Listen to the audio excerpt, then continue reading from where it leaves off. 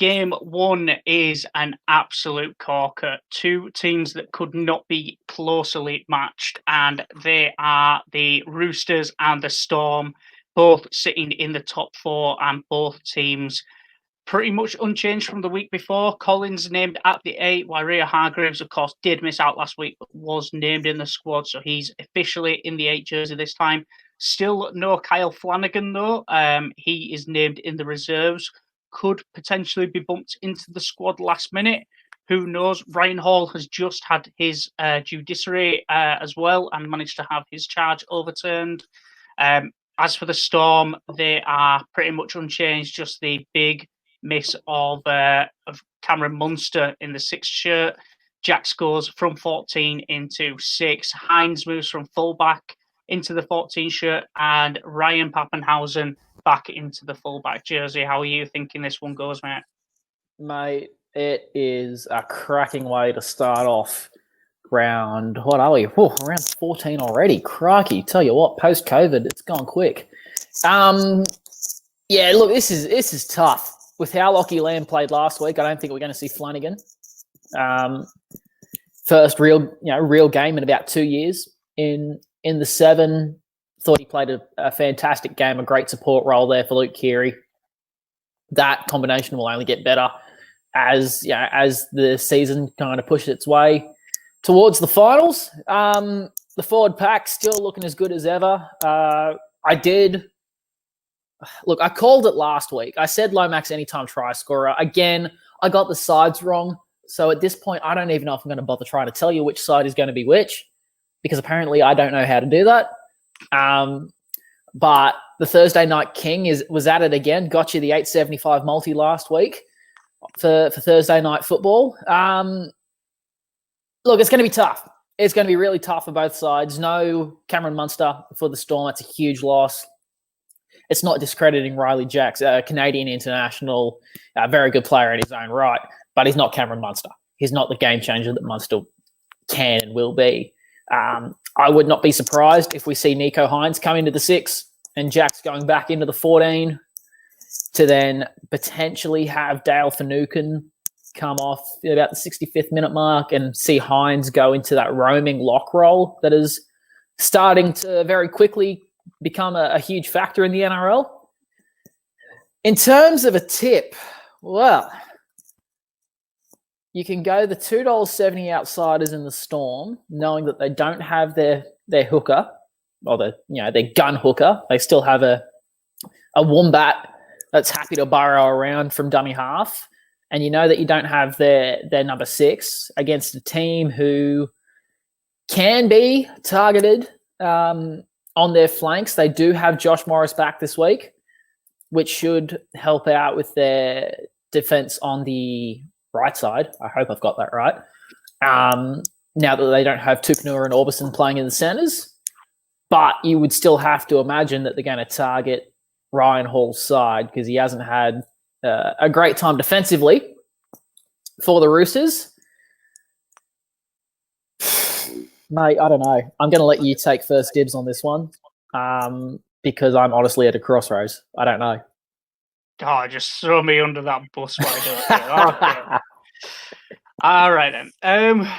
This is so hard to pick. I mean, when you go to the stats, Roosters 348 points, Storm 350 points scored. Roosters points conceded 174, Storm points conceded 162. Both completing at about 77, 76%, both missing about as many tackles as each other. Average points scored, 26 a game for both. Average points conceded, 13 points a game to the Storm's 12. It is so hard to pick. I mean, the only thing that you realistically go for here is that the Roosters are a more complete squad right now. They're not missing as many key players. I say that while acknowledging the fact that they are missing players like Angus Crichton, Boyd Cordner, but they've still got the largest part of their spine intact, as well as just some fantastic forwards. Tupanua's just coming on leaps and bounds constantly. And I think that when you're coming up against the Storm, it's just going to be an up the guts kind of game. The Storm like to drag you into that arm wrestle, getting you caught up with players like Asafa Solomona, Faso Malawi, and Kenny Bromwich, Jesse Bromwich too. They just drag you into it and force you to play their way, basically. So I think there's not going to be a lot of points in this one. So I don't know what's the under over that Sportsbet are offering us. It is, by the way, Sportsbet. If you want to sponsor us, please, we would love that. 37.5. 37.5. So I'd say take the under on that one and take either team 1 to 12 as well, just because they are so tightly packed by the numbers. Both enjoying some big wins, but both of them taking the majority of their wins by quite a slim margin as well, especially against other top 4, top 5 teams. So I'm going to go with. I mean, if I'm going to be pressed for one team, I do fancy the Storm in this one. As an underdog tip, I'm going to say the Storm, but play it safe. Go either team 1 to 12 and back the under because there's not going to be a lot of points. So, for those who are keeping track, and I would kind of hope that none of you are, because then I question what you're doing with yourselves. But it's 3-3. It is 3-3. We got it last week. We're happy here. Who was it? You took the Warriors, didn't you? No, I took it. So it was the Tigers and the Knights game was the only one that we differed on. That's just it. Because you were like, oh, I get first pick, I'm going Knights. I went, oh, you know what? I can't have another week of us just tying it up. I'm going to go Tigers.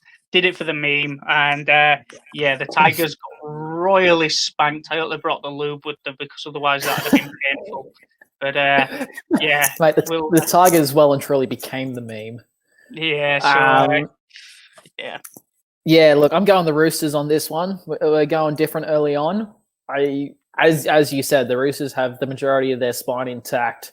And if they were decide to put Flanagan in over Lockie Lamb, it'd be like nothing has changed. No Munster out, I think, is going to impact how Pappenhausen plays. We saw how Nico Hines plays at the fullback role. We know he can play really well. I question how Bellyache will use him, and I question how Tom Eisenhuth, who, mind you, played a fantastic game at centre last week, will go up against, I believe it's going to be Josh Morris. We saw that he and Suli Vunivalu have a tendency to come charging in, as does the Fox. So I'm going the Roosters on a 1 to 12. I think that I agree with you, mate. It's going to be a tight game. But I've got the Roosters 1 to 12 at 275. And I find it very tough. It is tough for me right now to say with any confidence Ryan Hall is going to score. But if there's a week he's going to do it, it's going to be the week where both wingers are going to come screaming in.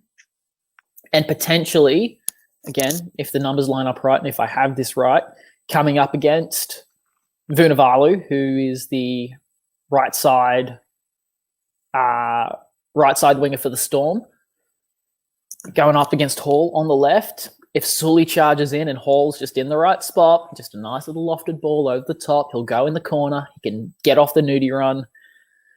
So I'm going to say Roosters 1 to 12, paying 275, and Ryan Hall, anytime try scorer, at 237. If you multi them together, $6.50. Sweet as. Right then. Okay, I think that's going to do it there then. As always, gamble responsibly. Anything you are prepared to stake, you are prepared to lose. Just bear that in mind. Also, a massive thank you to our sponsors again, RCR Nutrition. Check them out. Head over to their website, www.rcr-products.co.uk. Using code CKM to get 20% off your order. Go check them out. Go show them some love as well as they are helping the channel out. As ever, if you did enjoy this, leave a like, subscribe to the channel so you are always up to date. And as ever, thanks for joining us, and we'll see you for the next one.